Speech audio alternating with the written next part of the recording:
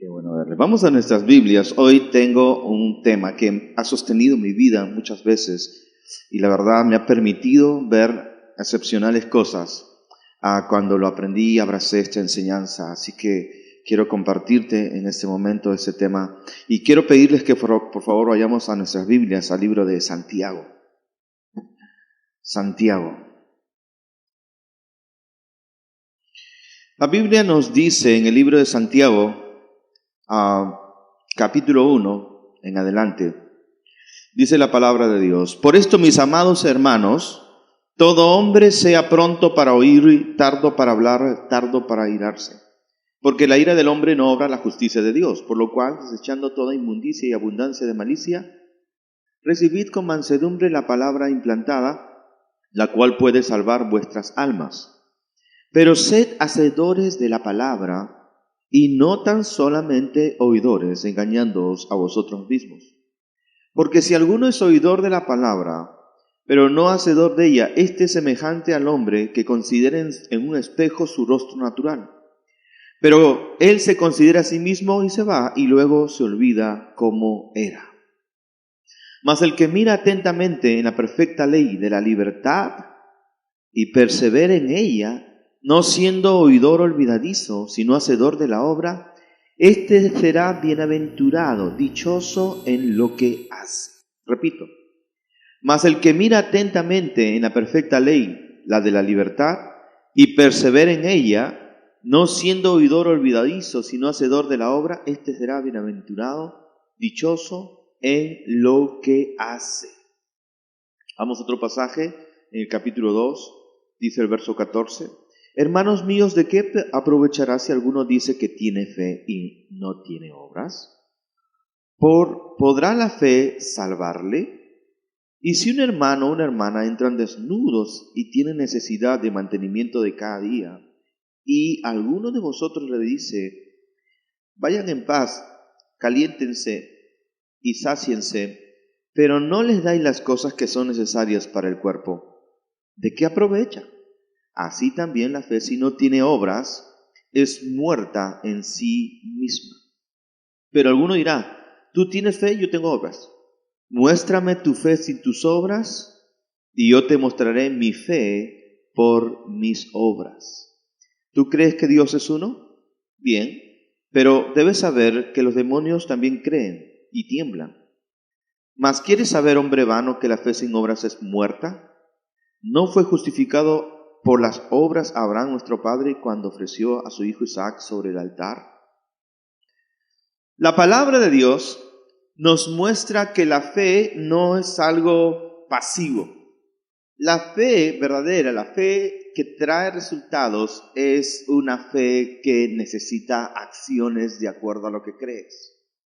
Amén. Si queremos ver manifestaciones de Dios, si queremos ver y comprobar la bondad de Dios, tenemos que oír la palabra de Dios, tenemos que oír las promesas de Dios, tenemos que creerlas, pero tenemos que actuar conforme a esa palabra.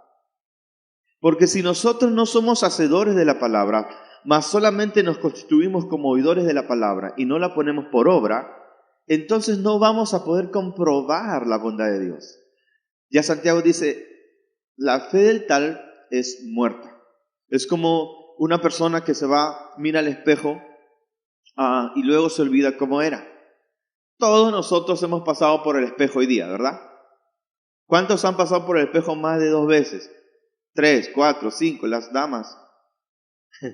Todos nosotros pasamos por el espejo, como que si nos olvidamos, ¿no? Cómo éramos, ¿no? ¿Ya? Y es normal. Pero nos pasamos por el espejo no porque no sabemos cómo nuestro rostro. Pasamos por el espejo porque queremos vernos bien, ¿no? Queremos que todo esté bien acicalado, que todo esté en orden. No hayamos echado mucho color por aquí, ¿no? De repente un poco más de talco por allá, ¿no? De repente por ahí una canita, hay que eliminarla, qué sé yo. Y de repente vemos: uy, no puedo hacer trasplante de pelo ya, no, muy tarde, qué sé yo. Entonces, bueno. Pero la Biblia nos habla, más allá de ese detalle, ¿no?, que nosotros debemos mirar a la perfecta ley. Y cuando la palabra de Dios habla de la perfecta ley, no se refiere a decálogos, no se refiere ya a mandamientos, no se refiere a dogmas. Mire, qué interesante es cuando Santiago habla de la perfecta ley. Dice, ¿no?, en ese pasaje que acabamos de leer, Santiago capítulo 1, y cuando hace la referencia y el paralelo a andar en fe, dice, más el que mira, estoy mencionando el verso 25, más el que mira atentamente a la perfecta ley, la de la libertad, y persevera en ella, no siendo oidor olvidadizo, sino hacedor de la obra, este será dichoso en lo que hace. ¿Cuántos quieren ser dichosos? Déjame decirte que hoy día Dios nos ha dado la perfecta ley. Pero la perfecta ley que nosotros los hijos de Dios gozamos hoy día no es la perfecta ley del Antiguo Testamento. La ley del Antiguo Testamento era mandatos, dogmas, y si no hacías tal o cual cosa, eras amenazado con muerte. Maldito el que no haga alguna de estas cosas, morirá, ¿no? Y no solamente morirá, sino que antes de morir va a sufrir enfermedades, pobreza, tribulación y un montón de cosas. Es lo que dice la palabra de Dios. Pero la Biblia hoy día habla de la perfecta ley, la de la libertad. Los hijos de Dios hoy día no andamos ya por la ley del antiguo pacto. No andamos ya por la ley de Moisés. No andamos por esa ley que te amenaza. Si no haces tal cosa, estás frito. Eres un maldito, desgraciado. ¿Me entiendes? Eso es lo que decía la ley. Todos andaban así asustados. Es la razón por la cual mucha gente no quiere llegar a muchas iglesias, porque piensan que el predicador va a agarrar así su dedo profético antiguo testamentario y va a comenzar a señalar a todos sus pecados. Ese desgraciado que está allá arriba, yo sé que tú eres un adúltero, mentiroso, ¿qué haces ahí? ¿No? Entonces la gente anda así porque lamentablemente es el falso evangelio que muchos han escuchado. Pero eso no es lo que la palabra de Dios te enseña. Dice que nosotros tenemos que mirar atentamente a la ley perfecta. ¿Cuál es la ley perfecta que Dios ha traído este tiempo? La de la libertad. ¿Cuál es la libertad? Que ya Jesús pagó todo en la cruz del Calvario. Él llevó todas las consecuencias de las rebeliones del hombre. Todas las maldiciones las cargó Jesús en la cruz del Calvario. Por eso fue perseguido, humillado, vilipendiado. Fue maltratado, fue sacrificado por nosotros. Todas las maldiciones fueron llevadas sobre Jesús, producto de todas las desobediencias que el hombre había cumplido antes. Había quebrantado la ley y sufrió Jesús todo lo que el hombre tenía que sufrir. Él la llevó para que nosotros no tengamos que llevar más ya ninguna consecuencia de quebrantar la antigua ley. Y no solamente eso, Jesús muere en la cruz para hacernos libres de toda condenación y libres del pecado también. Amén. De modo que ahora nosotros, debido al sacrificio de Jesús sustitutorio, podamos gozar de la perfecta ley, pero la nueva ley es la ley de la libertad. Si conocemos a Cristo, Él nos hace libres. Puede aplaudir si quiere, claro que sí. La perfecta ley no es por tus obras, amigo, no es por tu fuerza. La palabra de Dios nos enseña que hace 2000 años atrás hubo un libertador que vino a la tierra, que realmente nos liberó a todos nosotros, trazó el más grande grito de independencia para la humanidad, cuando Jesús dijo, cancelado está, murió, pagó por nuestros pecados, pero no solamente pagó, sino además resucitó al tercer día con poder. Según la palabra de Dios, todos los pecados de los hombres ya fueron cancelados. Todos los pecados de los hombres y mujeres ya fueron cancelados. Dios no está tomando en cuenta su pecado, Señor. Dios ya no está tomando en cuenta su pecado, Señora. Jesús pagó por ello. Jesús pagó completamente. ¿Sabes cuál es la diferencia entre un creyente y un no creyente? ¿Cuál es la diferencia entre un hijo de Dios y un hijo de Dios? No es su pecado. La diferencia entre un creyente y un no creyente, un hijo de Dios y aquel que no es su pecado. La diferencia es que uno creyó y el otro todavía no quiere creer. La diferencia está en que uno se atrevió a creer y el otro aún se rehúsa a creer. Se rehúsa a creer porque no ha oído, se rehúsa a creer porque tiene prejuicio, se rehúsa a creer simplemente porque quiere no creer, ¿no?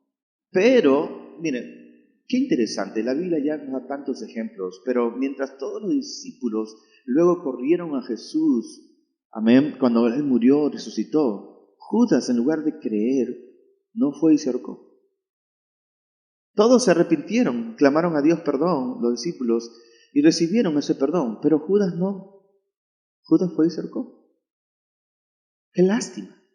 Yo estoy seguro que si Judas hubiera ido donde Jesús y le hubiera clamado perdón, estoy seguro que Jesús le hubiera perdonado. Es más, para eso murió Jesús en la cruz. Es más, el perdón ya estaba dado para Judas. Pero Judas decidió no aceptar el perdón, porque no se arrepintió, no se volvió a Dios. Hay gente que se condena a sí mismo. ¿Sabe? Si la gente oye el mensaje de fe, por eso la Biblia habla de buenas noticias.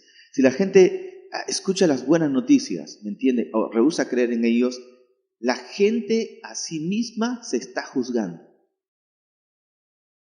Dios ya no está juzgando a la gente porque Dios ya juzgó a Jesús por nosotros. Entonces, cuando la gente no acepta la salvación, Dios no lo está juzgando porque todos los pecados ya fueron juzgados en Jesús. La gente misma se está juzgando. Yo no quiero creer, no, yo rehúso. Entonces, ellos se están juzgando a sí mismos. ¡Cuán grande es la bondad de Dios que haya enviado a Jesús a morir por nosotros en la cruz!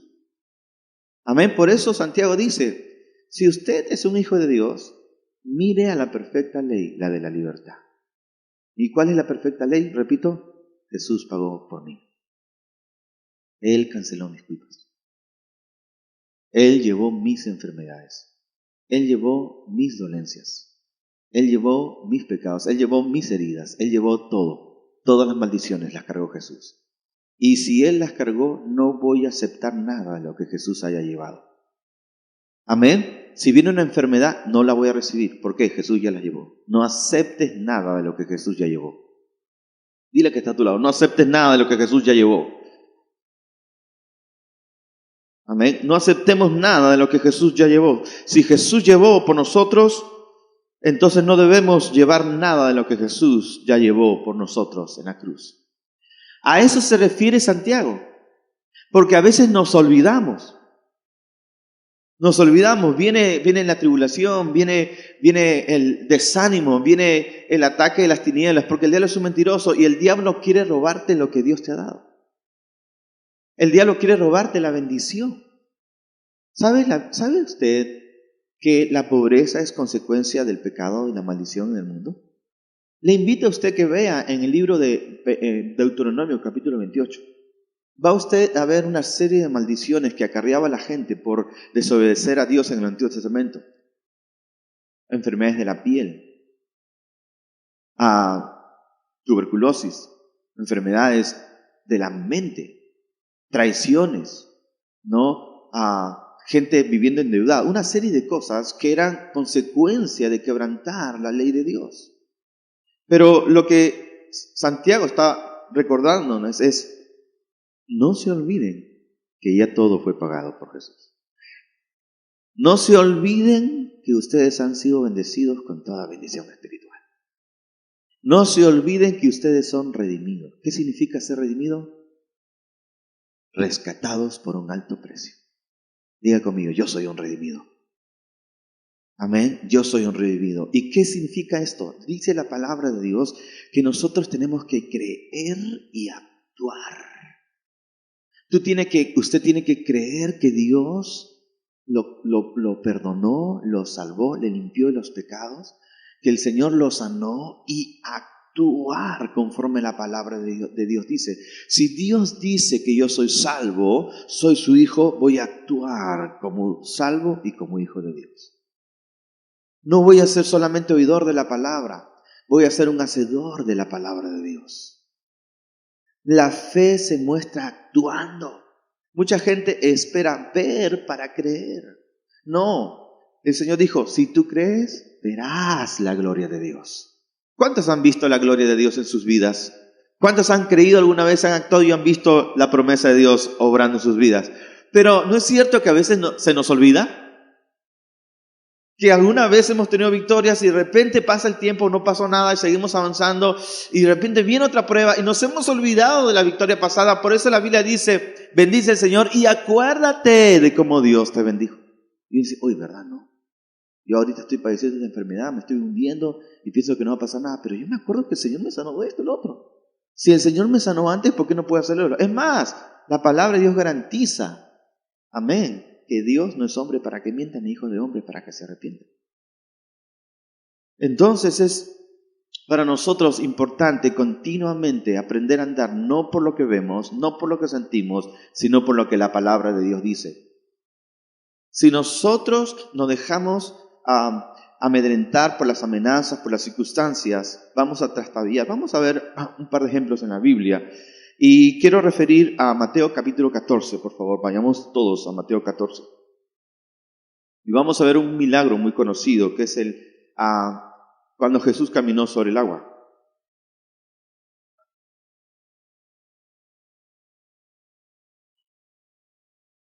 Capítulo 14, verso 22.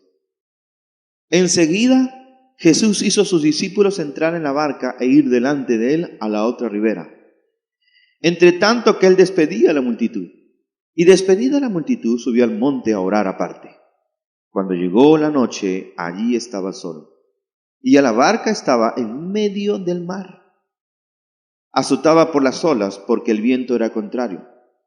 Mas a la cuarta vigilia de la noche, Jesús vino a ellos andando sobre el mar.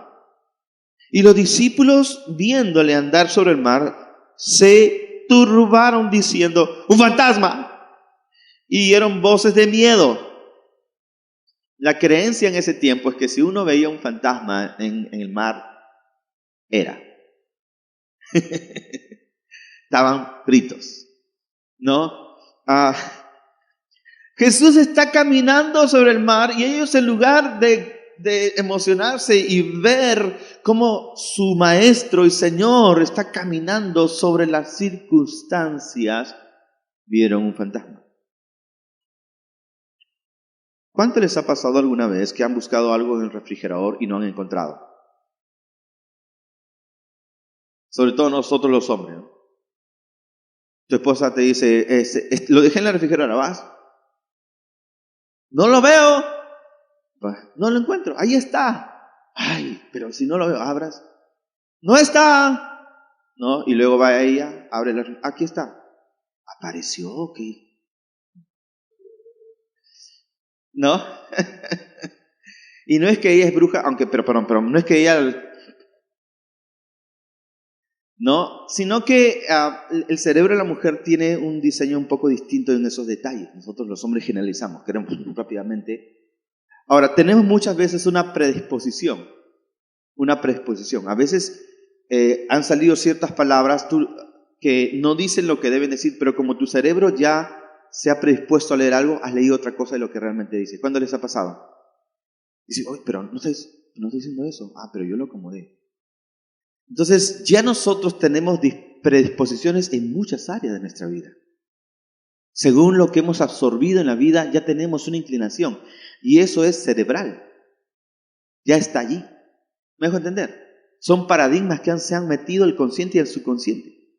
Entonces, cuando los discípulos vieron a Jesús, ellos estaban persuadidos de que en ese momento no era Jesús. Pensaban que era un fantasma. Porque así ellos habían abrazado ese pensamiento, esa creencia.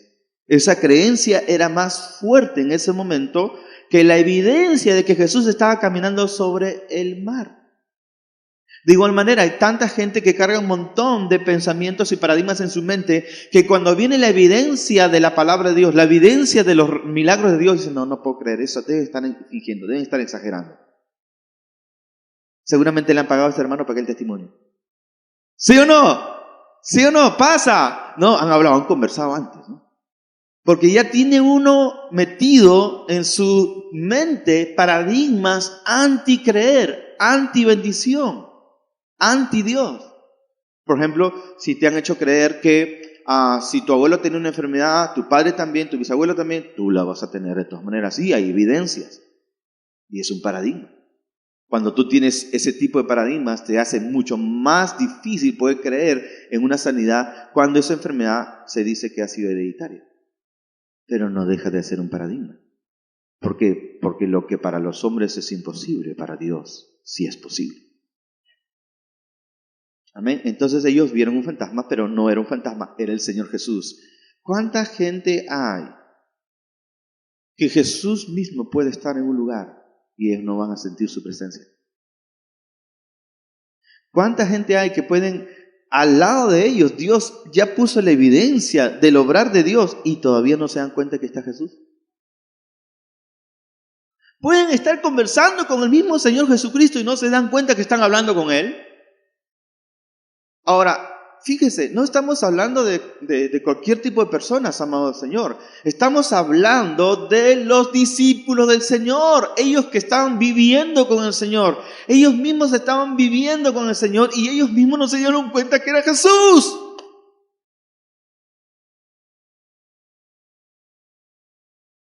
El Señor está en este lugar y Él quiere tocar tu vida. Hace mucho tiempo, pero tú no te has dado cuenta cuán cerca está de tu vida. Él está más cerca de lo que piensas, pero tus paradigmas, tus ideas preconcebidas han puesto murallas para poder recibir al Señor y por eso aún te mantienes como estás. Sin salvación, sin esperanza y sin redención. ¡Oh, un fantasma! Los discípulos del Señor. Y el Señor tiene que decir, verso 27, dice que dieron voces de miedo. En el verso 20, voces de miedo. ¿Podemos hacer un experimento? ¿Nos divertimos un rato? ¿Sí? Ya. Hay niños, ¿verdad? Así que no griten mucho. Pero, ¿cuántos alguna vez han gritado de miedo? Algunos dicen mamá, pocos dicen papá, ¿no? Porque cuando hay papá más miedo tienen, ¿no? No, todos nos hemos asustado en un momento, un terremoto, que si la gente grita. A ver, voy a darles una oportunidad para que todos griten así de asustados, ¿sabes? Los que quieren. 1, 2, 3. Ya, ok, aquí nosotros estamos jugando, estamos bromeando, pero los discípulos en ese momento no bromeaban, estaban asustados de verdad. ¡Ah! ¡Un fantasma! Imagina todo de verdad.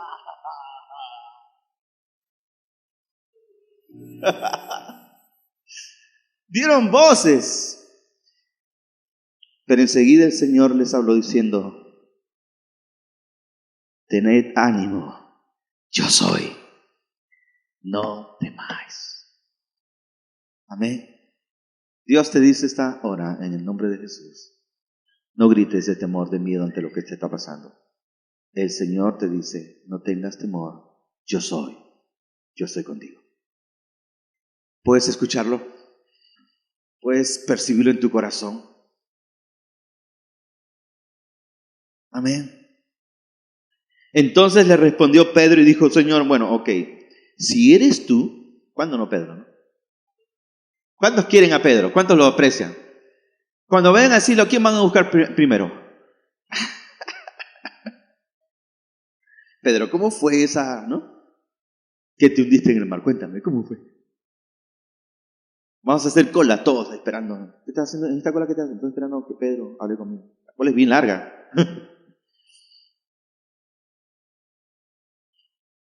Entonces Pedro le dijo, Señor, si eres tú, manda que yo vaya a ti sobre las aguas. Ahora, Pedro sabía algo, un secreto de la fe. Pedro se movió en gran fe. Mucha gente se burla de Pedro, pero a la verdad fue el único que caminó sobre las aguas. No, algunos hacen mofa de Pedro y todo lo demás. Yo ahorita nos hemos reído un poco no de Pedro, sino de alguna de las cosas que él hizo, pero por lo menos se atrevió a hacerlo. Mucha gente habla de Pedro porque sabemos bien el relato, lo que viene, ¿no? Pero ¿y los demás? Se quedaron en su barquita todos seguros.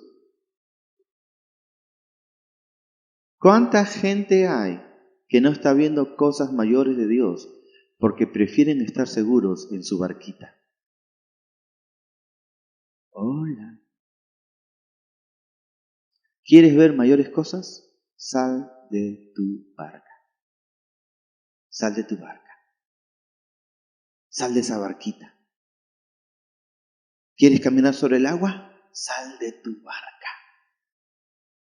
Amén. Al venirnos, no usamos la Panamericana, usamos la Tupac Amaru porque en realidad de San Felipe acá la Tupac Amaru es más corta, sino que el tráfico es más fuerte. Pero igual sigue siendo más corto. Y aparte que ahorras combustible. Entonces decidí venir por la Tupac. Mi hija me dice, papi, ¿por qué has decidido venir por acá?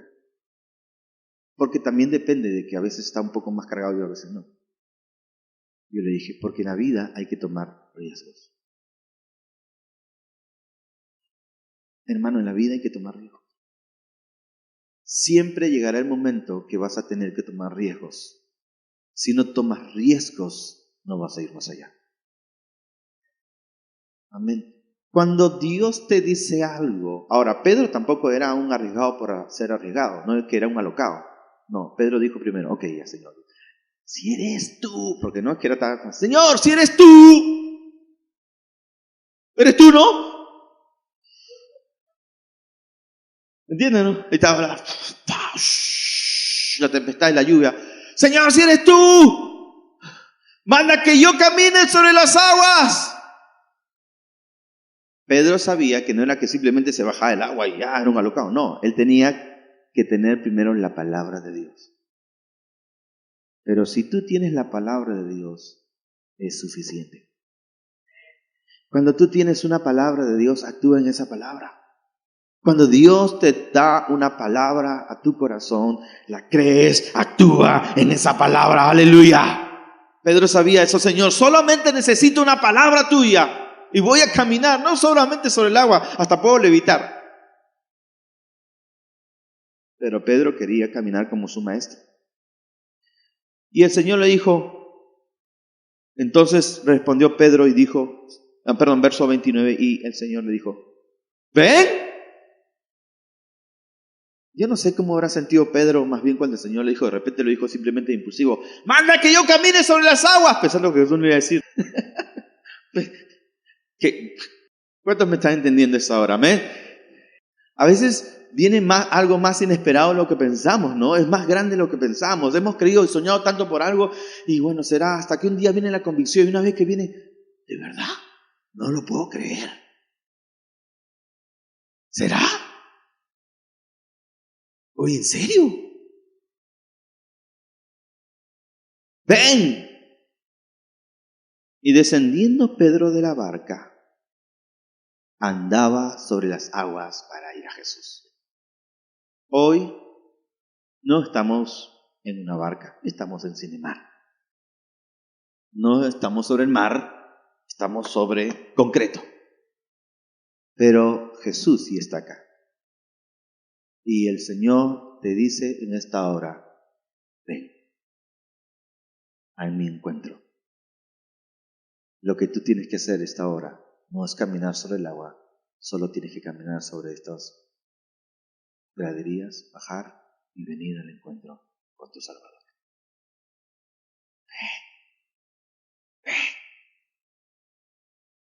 Pedro comenzó a caminar sobre el mar, amén, para ir a Jesús, pero al ver el fuerte viento, tuvo miedo.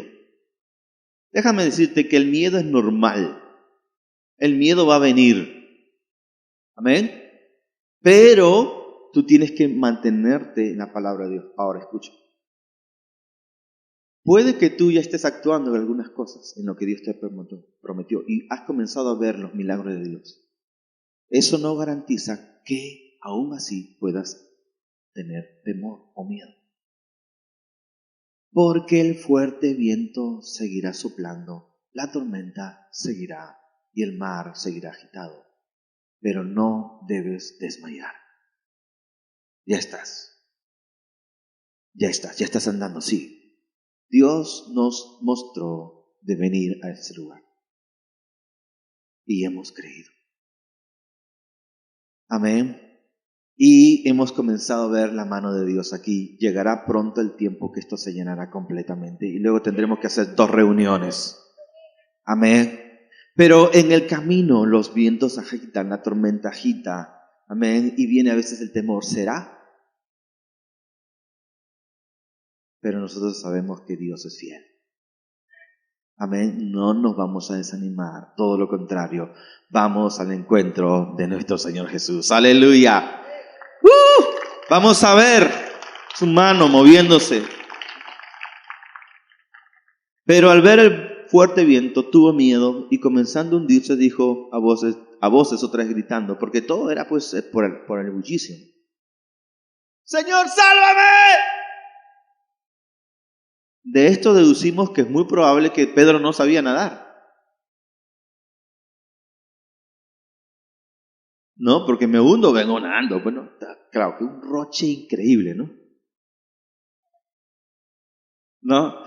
Algunos son tan orgullosos que hubieran preferido no volver, ¿no? No, mejor me ahogo acá. Con todo mi roche.